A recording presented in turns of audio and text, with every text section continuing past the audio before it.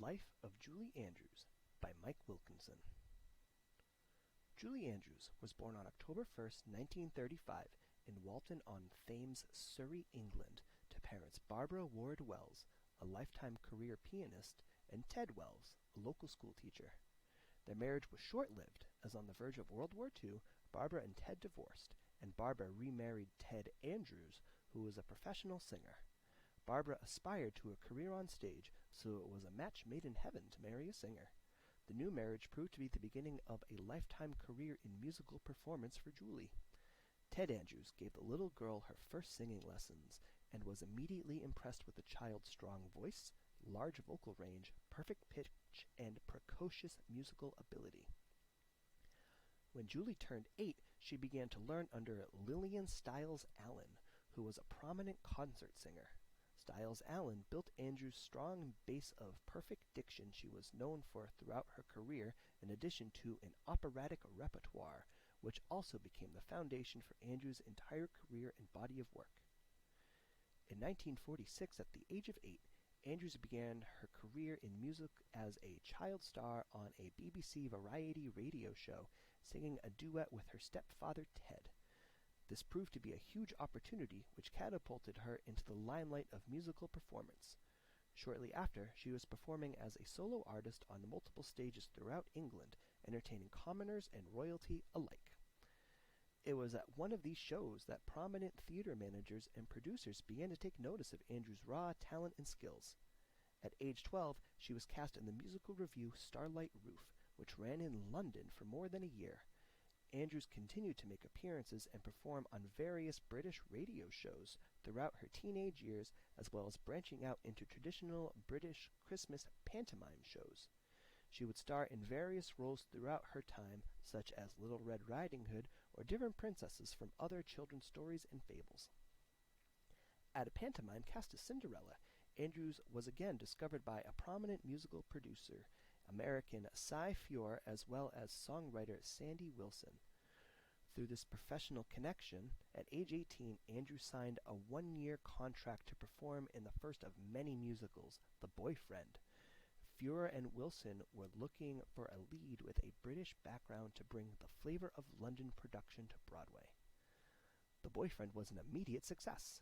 Using this initial contract and fame as a springboard, Andrews began to audition for countless different roles for world-renowned playwrights, producers, and directors. The casting of Andrews as Eliza Doolittle in My Fair Lady would further win her the absolute adoration, respect, and reverence of the music community. The show would be sold out for months. Its success was so pronounced that the original cast recording became a bestseller, one of the most successful released in the history of Columbia Records. While Andrews was making a name for herself on the musical stage, she simultaneously began building a career in television. She performed alongside Bing Crosby in the musical TV adaptation of High Tor. She also reprised her role as Cinderella in the Rodgers and Hammerstein live TV musical adaptation of the show. Riding this fame, Andrews would make her return to London musical stage to continue the run of My Fair Lady. It was here that she rekindled a relationship with a childhood friend, Tony Walton. Walton was also building a career in theater and as a set and costume designer. In 1959, Andrews and Walton married. Together, they parented a daughter, Emma. Their marriage was short-lived, as in 1968, Andrews and Walton divorced. The irony of their divorce was it was born of exactly what brought them together: career ambition.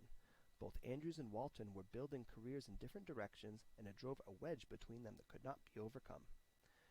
After the London run of My Fair Lady, Andrews' film career went into overdrive, where she performed many of the work she's famously known for today. She was approached by Walt Disney to star as the lead in the film musical adaptation of Mary Poppins. Simultaneously, Andrews' role of Eliza Doolittle from My Fair Lady was awarded to Audrey Hepburn.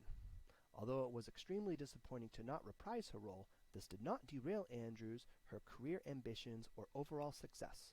She beat out Hepburn for the 1964 Best Actress Oscar. This performance, although powerful and award-winning, pales in comparison to Andrews' role as Maria von Trapp in The Sound of Music, where she would be nominated again for the Best Actress Oscar.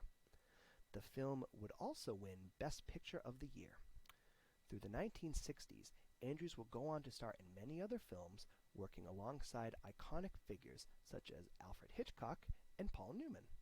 Although Andrews would go on to star in many other Hollywood and TV projects, The Sound of Music could be credited as the height of her film musical career. Andrews' next big achievement came in her personal life. While working as a star in the show Darling Lily, she worked for the first time with director Blake Edwards.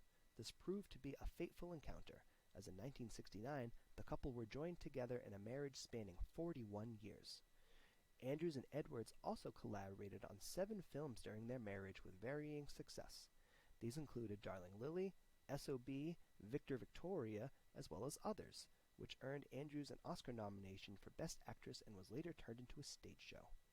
Together, Andrews and Edwards raised 4 children, 1 each of their own from previous marriages, as well as 2 children they adopted together as a couple. The couple remained married until Andrews was left a widow in 2010, when Edwards died at the age of 88 due to complications from pneumonia. Andrews remembers her late husband as incomparable, the most charismatic, mercurial gentleman she'd ever met. They broke the mold when Blake was born. I haven't come across anybody with his wit and sophistication, which I relied on a great deal. Andrews' illustrious career in singing and music performance came to an end in 1997 when she was diagnosed as having a lesion on her vocal cords. She underwent a procedure to remove the lesion, described as a non-cancerous nodule or benign polyp. These lesions can develop among singers who are constantly straining their voices, so it was not an uncommon ailment or procedure for Andrews to be afflicted with or have a corrective procedure conducted. To her understanding, this was to be a routine procedure and she would be back to performing after a recovery time. Ultimately, largely due to medical technology of the time, Andrews experienced scarring on her vocal cords that rendered her unable to sing or speak without a hoarseness in her voice. In December 1999, Andrews filed a lawsuit against her doctors and Mount Sinai. It claimed that she had not been told of the risks of the surgery and that the results ruined her ability to sing and precluded her from practicing her profession as a musical performer. There had been no reason to perform the surgery of any kind. A statement from Andrews also noted, "Singing had been a cherished gift, and my inability to sing has been a devastating blow." A confidential settlement was reached over the next year. Although Andrews' singing voice was never the same, her work ethic did not wane. She began taking non-singing and musical roles, such as the Queen in The Princess Diaries 1 and 2. She also lent her voice to a number of animated features, the most prominent being the Queen in Shrek 2 and 3, and Gru's mom in Despicable Me 1 and 3.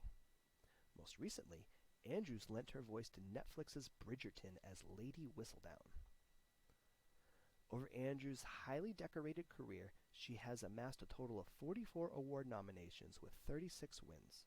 Her trophy case features Emmy Awards, with the most recent coming from her collaboration on the project Broadway, an American musical, a project we should all know and love by now, an Academy Award for Best Actress in a Leading Role for Mary Poppins, Golden Globes for a number of different works throughout her career, Grammy Awards for her musical talent in Mary Poppins, as well as a Best Spoken Word album for children in 2011, and a number of Lifetime Achievement Awards from various film, stage, and TV organizations.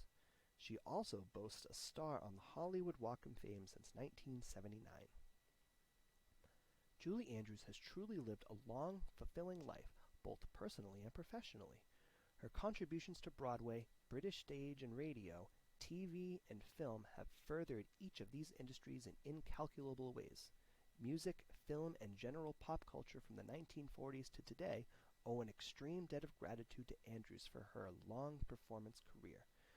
She has and will continue to go down in history as one of the greatest singers and performers of the 20th century.